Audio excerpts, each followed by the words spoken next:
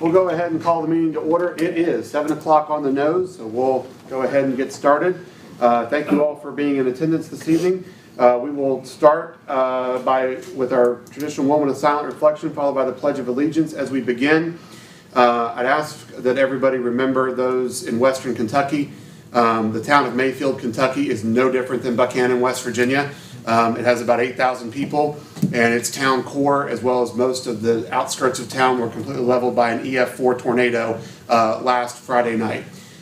We actually have some folks here from Buckhannon that are collecting some supplies, and out of the goodness of their hearts are going to drive those supplies in a trailer to Mayfield at the end of next week. So more on that later this evening as to how you can contribute. And then also, please continue to remember the family of Debbie Smith. That's Rob and Debbie Smith. Rob owns First Class Construction here in town, and Debbie has been fighting COVID for the past several weeks, partly at St. Joseph's Hospital here and at West Virginia University in Morgantown, and it's not looking good. So please keep the family of Rob and Debbie Smith in your prayers, and all of their kids and relatives. So let's enter our moment of silent reflection, please.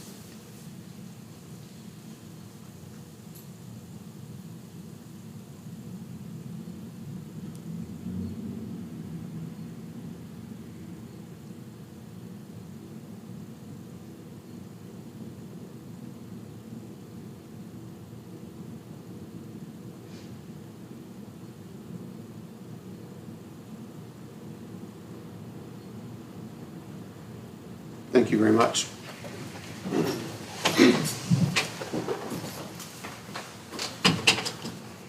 I pledge allegiance to the flag of the United States of America and to the republic for which it stands, one nation, under God, indivisible, with liberty and justice for all. Okay.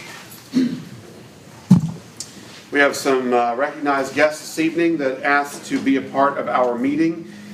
First up, I would ask for Steve Wyckoff to approach the podium. And we do this every year, but this is our evening to recognize the VIPS members for annual recognition. So Steve and Chief Gregory.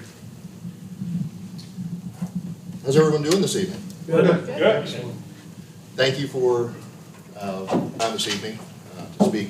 It's important that we recognize the activities of our volunteers and the time and effort they've put into assisting with the city.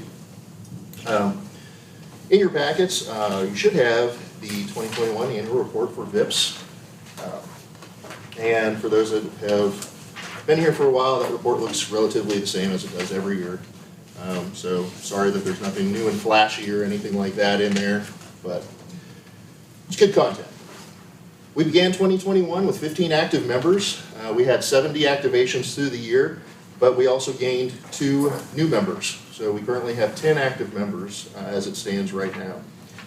Our training, in addition to what we have done in the past, we're always adding additional training to help us align closer with the activities and the events that we are participating in, but also with now the CLIA standards.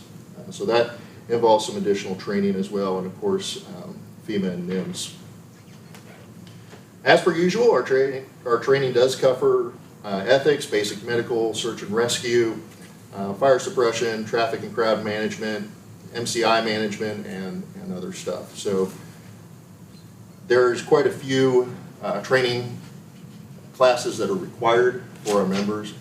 All of our members are current at this point in time, and that is a tremendous amount of training hours, something like, I want to say like 80 or some odd required hours worth of on-your-own training and in-person training.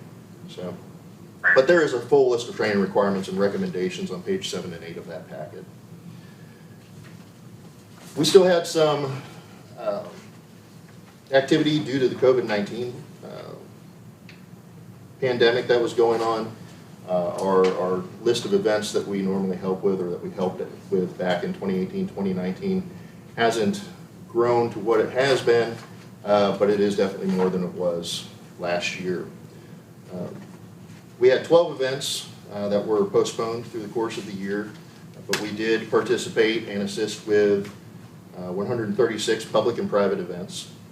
And 45 of those events were public health related, and for the first time in VIP's history, 3 of those events were actually emergency response events, most notably the 2 fires on Main Street and the flooding.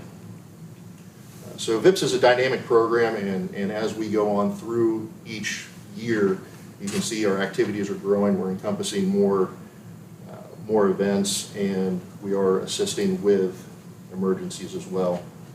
Pages 4 through 7 have a complete list of the events that we participated in this year. In addition to those events, we've helped the department with administrative tasks, business security checks, and our members do provide or are able to go on ride-alongs with the officers as well. So not only do we see the administrative side, the side of law enforcement that goes on within the department, but we also see what the officers see on the streets as well, and it provides for very well-rounded members. We volunteered cumulatively for all members. We volunteered over 2,175 hours during 2021, which allowed our city officers to attend to other activities or other calls. We helped with events that didn't require any type of law enforcement. Based on the current the value of a current volunteer hour for the state of West Virginia, that was a donation of about $52,000 in labor. So it's about $24 per hour on average is what independent sectors value in a volunteer hour. So that kind of translates, for those of you that follow the dollar signs, that translates to money you didn't have to pay your officers. Not that that's a bad thing or a good thing, but we did save a little bit of money in that regards. Several of the members are college students. Their activity is a little bit lower than some of our other members, but that's due to their education. They are prioritizing that over their volunteer hours. The chart on page 2 does break down the VIPS members' hours by month and member, and our hours are tracked from December 1 of one year to November 30th of the next year to allow us to prep and tally everything up and prepare for the recognition as this evening. One thing I did not include in that annual report that I do want to mention, you all were gracious enough to provide us with financial support this year for the first time as well, and that is much, much appreciated. Luckily, I haven't spent all of it yet, but we're getting there. We have purchased new jackets. All of our members have 3-season jackets now. They are high-vis on one side and a navy blue on the other. So we could use those for multiple tasks. Not only do they protect us when we're doing traffic management and whatnot, but it makes us less of a target because they're darker when we're doing ride-alongs as well. So it serves dual purpose, and they're much warmer than we anticipated, as we found out at a recent event. Some of us got a little overheated in October, but they're great jackets. Additionally, we have some radios ordered to bolster the radios that we have as those are approaching the end of life. We received replacement batteries already. We've swapped those out. The radios are still somewhere on a boat, I think. We haven't received those yet, and the reception date is getting pushed further and further back. They were ordered in August. We're still waiting. So once those come in, as I stated at the very beginning, I appreciate the time to come and address you all, because I think it is very important that our members be recognized for the service they've provided to the police department and the city, and actually the county overall, because we are participating in some county events now. One of the things, in addition to a certificate of appreciation from the department, program that we participate in is called the Presidential Volunteer Service Award Program, and it is a national program. And there's information on pages 9 and 10 specifically on how that Presidential Volunteer Service Award Program works. It boils down to members putting in so many hours in a certified program.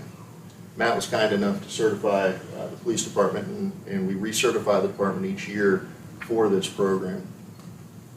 Members who have donated 100 to 249.99 hours will receive a bronze level award.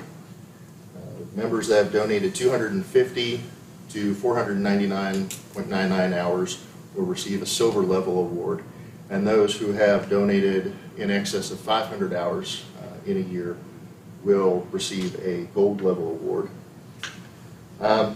We did not have anybody achieve the gold level this year, but we have had several achieve the silver and the bronze level, and I'd like to individually recognize them as well.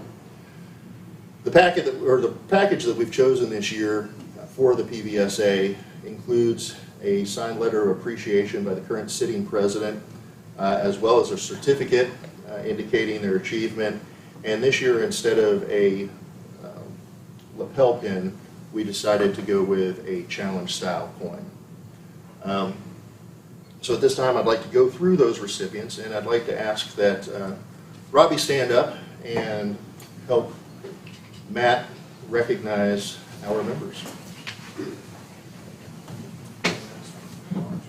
I can call it out right here. Please leave the gale on the wall. It's a nice TV. I mean, Yeah. I'd hate to have to buy it.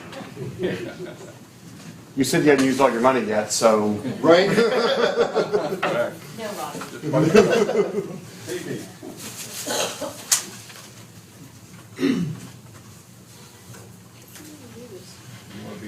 Right there? Want to make sure. Yeah, Front and center? thank you.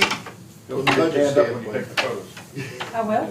from the budget standpoint, we've got some funding earmarked for public relation type stuff. Kids love badge stickers, so we'll be ordering more of those. So we've got some stuff earmarked, we just haven't gotten that far yet. So. All right. We'll start with the silver recipients. I hate calling on myself. Steve White. Steve Wyckoff has 394 hours. Yeah. Congratulations. Thank you, I appreciate that. Thank you. All right, here. All right. Thank you. Look down here. Right here. Okay. Good deal. All right, thank you. All right, moving on. Jewel Fisher. Jewel Fisher had 255 and a half hours for 2021.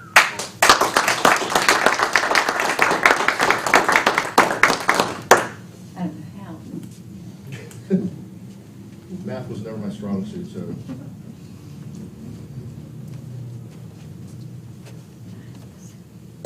Everybody look here. Right here. Okay. Jewel, by the way, is one of our assistant coordinators. Congratulations, Joe. Thanks. Our other assistant coordinator is David Rowan, who achieved silver level with 287 and 1/4 hours.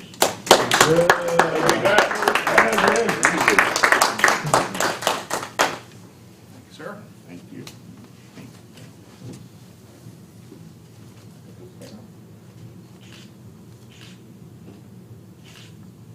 Over here. Thank you. Next up, we have Vito Siski, who actually achieved the highest number of hours as an individual this year. 405 and 1/4 hours. 405 hours. How'd you sleep? Here. Right here. All right, thank you. That parking lot duty at the high school was rough. Yeah.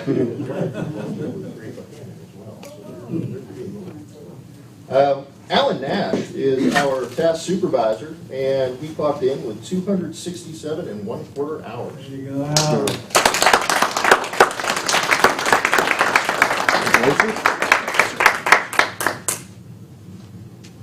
Alan was my soccer coach a long time ago. I thought he's a better coach than you. Give us some coaching insight. Yeah. I'd like to point out that Alan also volunteers regularly with Just the not Red any good. Cross, and he has been down in several different areas throughout the nation helping with disaster relief. And I'm actually surprised he's here this evening because I expected him to be in Kentucky. I'm on standby. Those are our silver level recipients. Bronze level, up next, we've got Evelyn Siskey with 121 1/4 hours. Hey, Evelyn.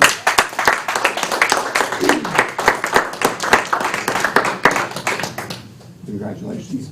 Thank you.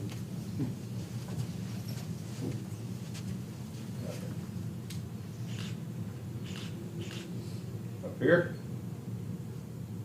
Thank you. Thank you. And last but not least, we have Andy Cartier with 158 hours. Hey.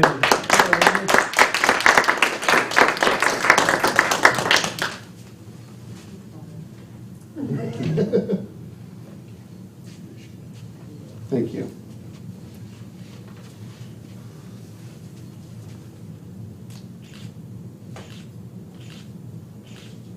Right here.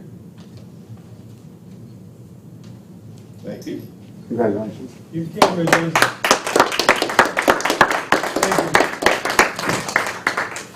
All right, those are all the PBSA recipients I have this year, which also concludes my annual report. If you all have any questions, I would be happy to answer those at this point.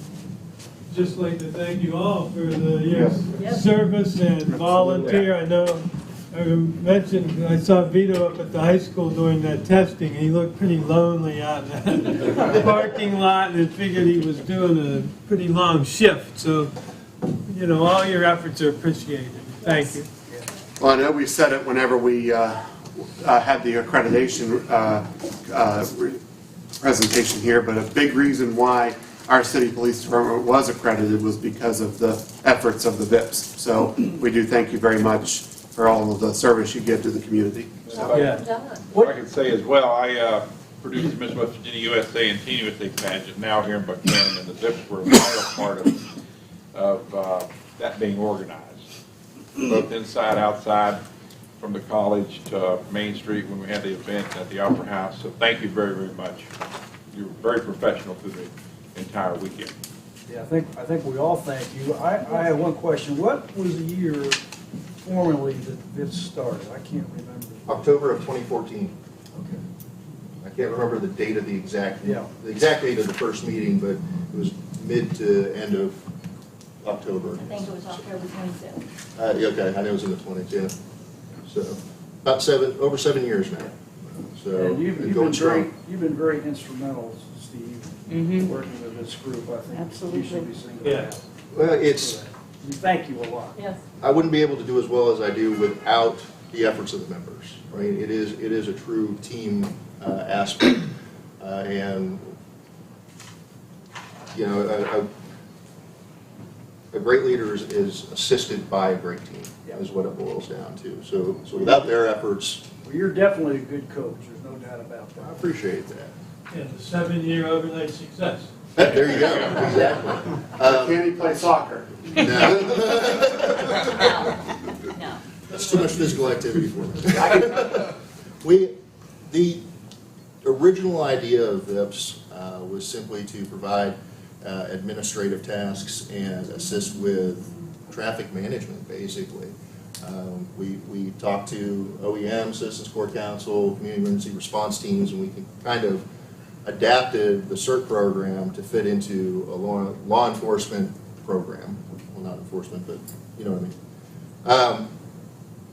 And I can say personally, and I may be able to speak for Matt as well, that from the inception of the VIPS program, it has changed drastically and for the better. I mean, it is a dynamic program all the way across the board, but to be doing what we are doing now and assisting in the ways that we are now, and even beyond the city confines into the county and mutual aid agreements with the Sheriff's Department and the Reserve deputies, and working on some policies with the Fire Department to help them out as well. I don't think that's something that we even considered back then. No, not even close. It's evolved so much since. So it is a really great program. The members are amazing. Like I said, couldn't do it without them. That's what's important. And I know I'm somehow being recorded or streamed or it's going in the media or something like that. We are accepting new members. We always accept new members. So, and we have space for new members right now. Is there an age limit, Steve, as far as you have to Uh, a certain age? yes, there is. Well, there's a limit on the lower end, but not on the higher end. Hey, you're eligible, Dave. You're eligible, Dave. You have to be 18 to comply with insurance regulations, I believe. But in terms of a top age, there is not. I've got an application in right now for an 81-year-old, and not long ago we had, what was she, 96? We had a 89? Oh, was she 89? We had an 89-year-old that was close to putting me to shame in regards to the stuff that she was doing.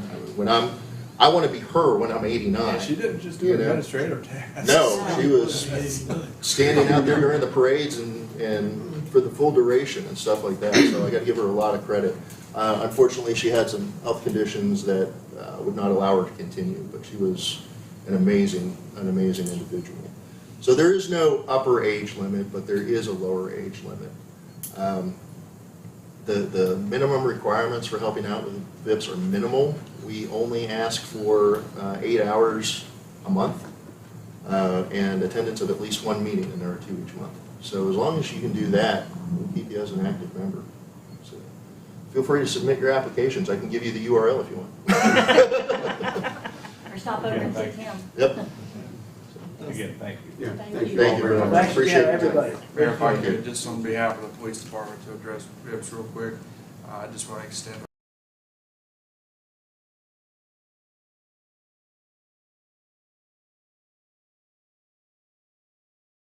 department, but the whole community.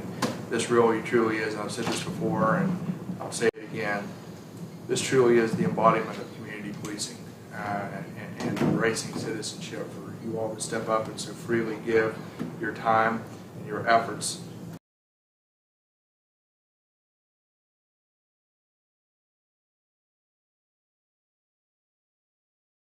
so much. Thank you. Thank you. Thank you again.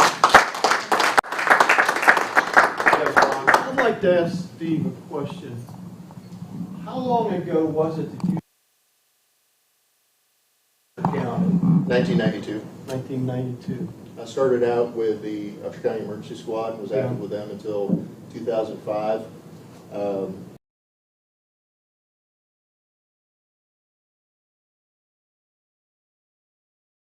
Do something. So I was quiet for about 3 years and then started up with OEM and the Citizen Support Council through the CERT program, Community Emergency Response Team, in 2008, and have been an active volunteer in something ever since. On behalf of the citizens of the city of Buckhannon, too, thank you very much. Yes. Thank you. Yes, sir. Yeah, you're much appreciated. Thank you very much. Thank you. Okay. Next up, we have the president of the West Virginia Strawberry Festival Association, Shane Jenkins, who is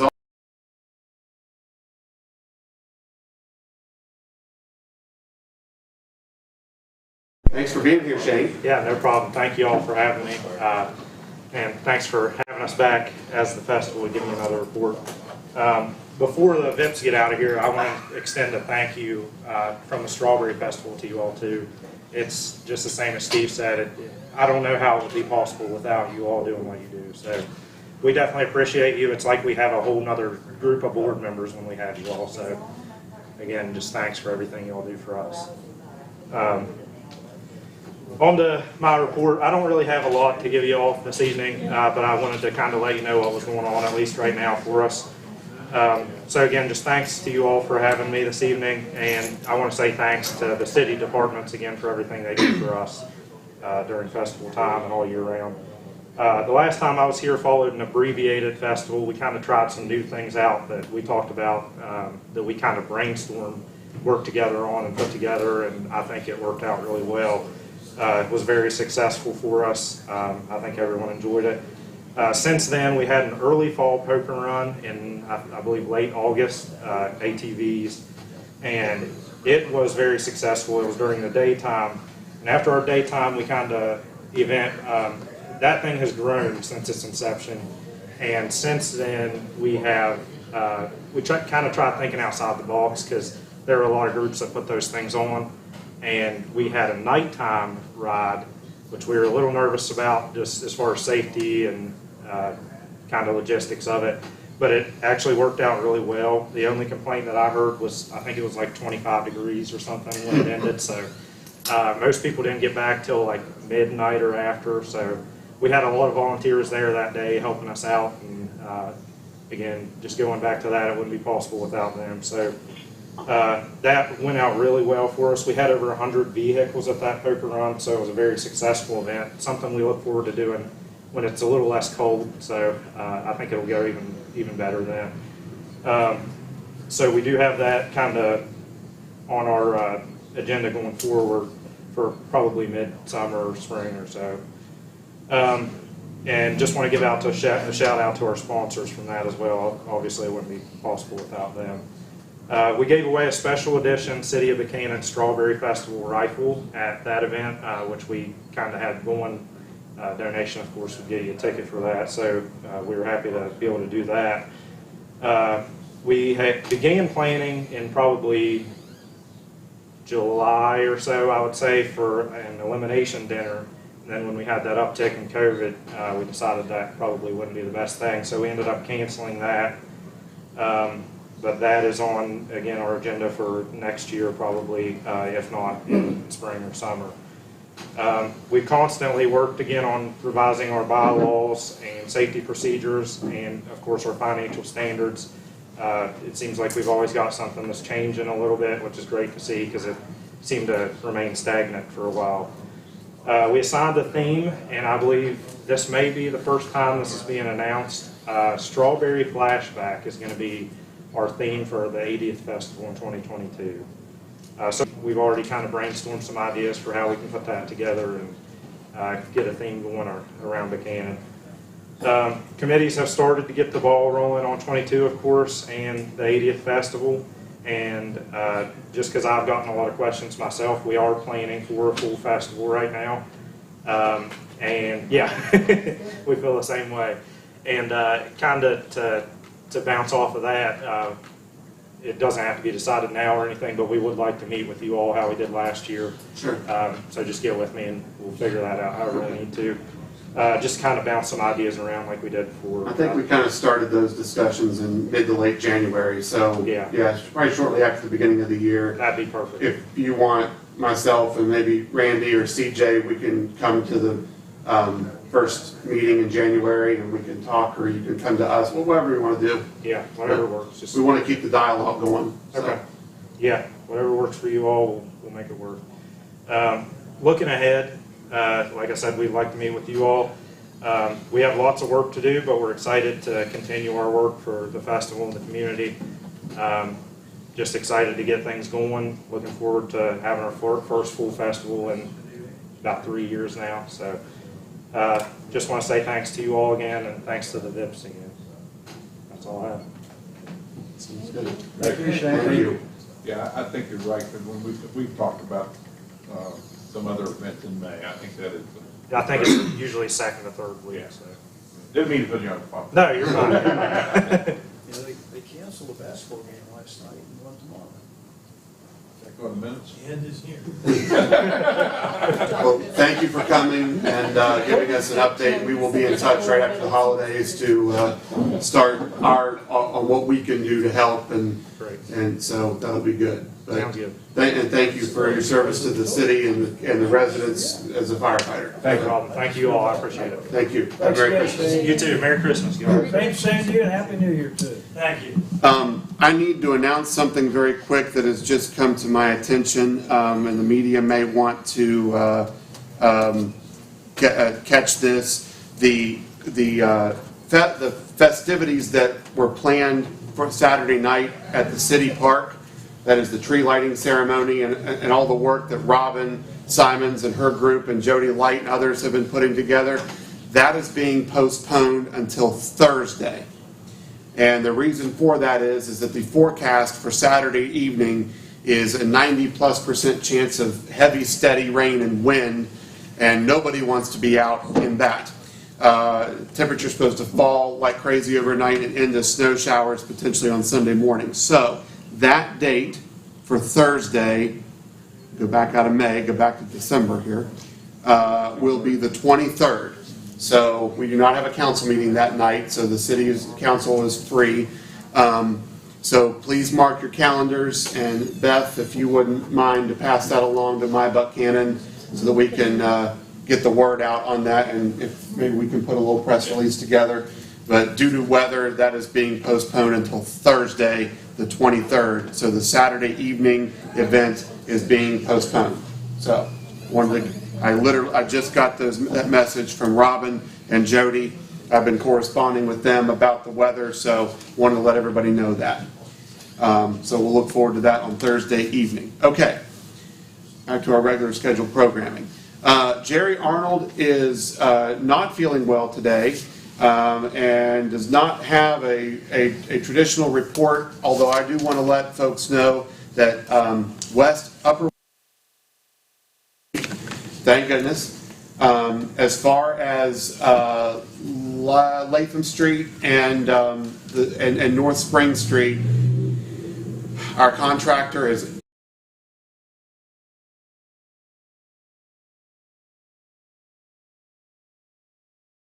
in this year, meaning before the end of 2021. The asphalt plants are closed as of now, so they will take up again starting probably in March.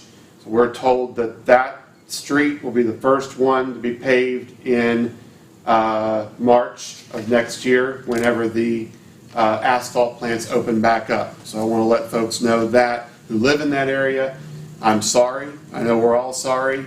We are at the mercy of the contractor that we signed a contract with, Cooper Asphalt, and they with their other projects that they had going on, they ran out of time. So that's the story on Latham Street. Our city crews put a layer on North Spring Street to clean it up for the winter, but also Cooper Asphalt is not going to be able to finish that until next spring as well. So wanted to let everybody know that. The city is not internally paving streets. We use a contractor and we use Cooper Asphalt. So is Cooper Asphalt the one that did Smithfield Street? yes.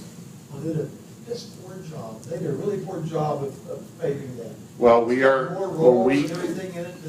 that company's been taken over by a new person, as though I'm told. And when we advertise for bids next year, we're going to keep this in mind.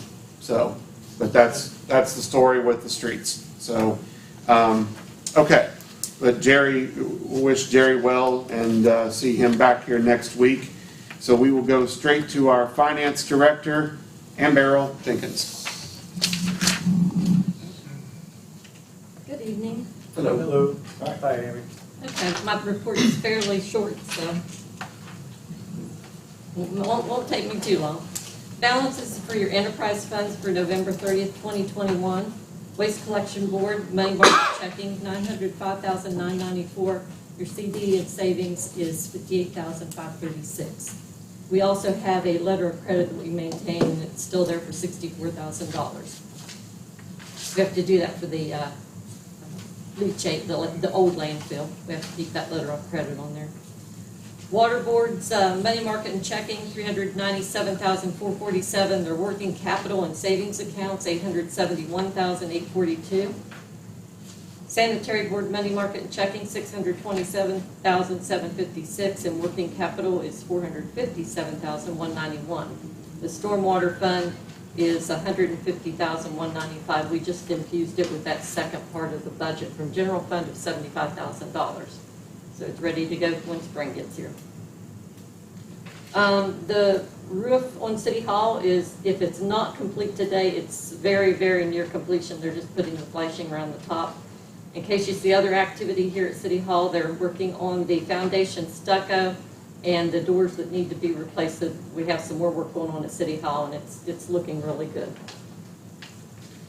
We submitted the Public Service Commission reports for the water and the sewer boards last month, or this past month. I attended a webinar